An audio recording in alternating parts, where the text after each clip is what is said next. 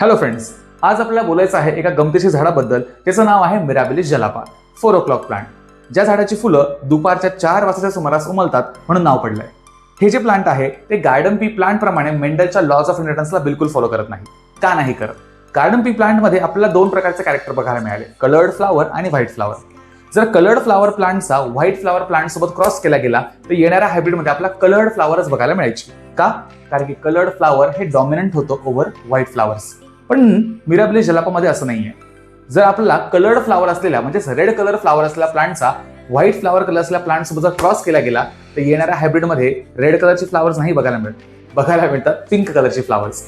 हा जो काही प्रकार आहे ज्यामध्ये आपल्याला दोघंही पॅरेंट्सचे कॅरेक्टर्स ब्लेंड होताना मिक्स होताना बघायला मिळतात त्याला म्हटलं गेलं आहे इनकम्प्लीट डॉमिनन्स. मेंडलच्या आलेल्या रिझल्ट्स पासून काहीतरी वेगळं रिझल्ट्स, काहीतरी वेगळे डेव्हिएशन्स आपल्याला बघायला मिळतात इनकम्प्लीट डॉमिनन्स म्हणून. इनहेरिटन्सची एक वेगळीच कन्सेप्ट. अशाच नवीन नवीन कन्सेप्टसाठी तुम्ही बायोनिक्स अकॅडमीच्या इंस्टाग्राम पेजला फॉलो करून ठेवा आणि YouTube चॅनलही सबस्क्राईब करून ठेवा. भेटूया पुढच्या व्हिडिओमध्ये. धन्यवाद.